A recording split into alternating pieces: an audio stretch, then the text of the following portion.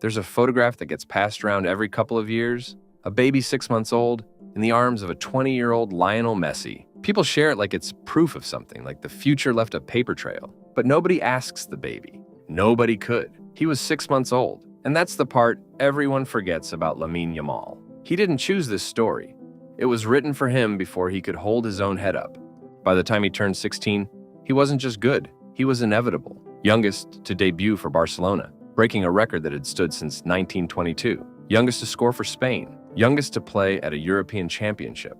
Youngest to win one, beating a record that belonged to Pelé. By 18, he was Ballon d'Or runner-up and part of a Barcelona team that had just won everything there was to win that season. Every youngest ever sounds like praise, but stack enough of them on top of one teenager, and they stop sounding like praise, and they start sounding like a countdown.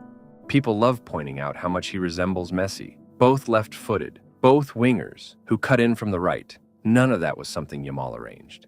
It just kept happening to him, and the world kept treating it as confirmation of something, instead of a coincidence repeating itself. Most footballers get a few quiet years early on, when almost nobody is watching. They get loaned out, dropped from a squad, allowed to be ordinary while they work out who they actually are. Yamal never got that window. He was handed Barcelona's number 10, Messi's old number, before he turned 18, and signed a contract that runs until 2031, before most people his age have signed a lease on an apartment. Every mistake he makes happens in front of an audience that already decided years ago exactly who he's supposed to become.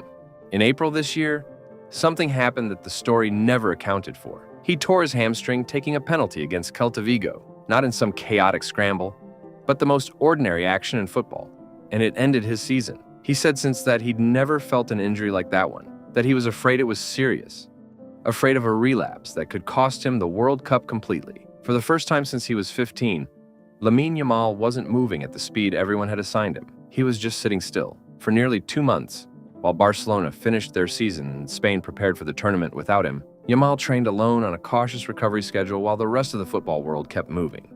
And waiting is the one thing prodigies are never trained for, because the whole myth around them is built on the idea that they never have to. In the days leading up to the opener, the questions weren't really about Spain's tactics. They were about whether the Yamal who took the pitch would be anything close to the one who'd torn through defenses all season, or a cautious, half-speed version, still protecting a leg that had already betrayed him once. He made the squad anyway, but when Spain opened the World Cup against Cabo Verde, a team ranked 67th in the world, playing in their first ever World Cup, Yamal started on the bench. Spain dominated possession, fired off 27 shots, created enough chances to win comfortably twice over. None of it went in. Cabo Verde's goalkeeper saved everything that came his way, and the inevitable kid only watched the first 70 minutes of it from the sideline. Spain finished the night with nothing. 5 days later, everything he'd carried for years arrived at once. His first World Cup start, 10 minutes on the clock, a cross from Oyarzabal, a sliding finish at the back post, and Spain were ahead. The same Oyarzabal who'd barely touched the ball against Cabo Verde scored twice more before halftime. The coach said afterward that the moment Yamal stepped onto the pitch, the whole rhythm of the team changed. He was substituted at halftime anyway, not because he needed to be, but because the result was already settled and there was no reason to risk the leg further. Spain won 4-0, and Yamal became only the second player 18 or younger to score the opening goal of a World Cup match, since Pelé did it in 1958, younger than Messi's first World Cup goal, younger than Ronaldo's. The comparisons that started with a baby photo had followed him all the way to a tournament neither of them had played in at his age. What's strange is how he talked about it afterward. Not like a record breaker checking a box other people put on a list for him. He said it felt like a dream.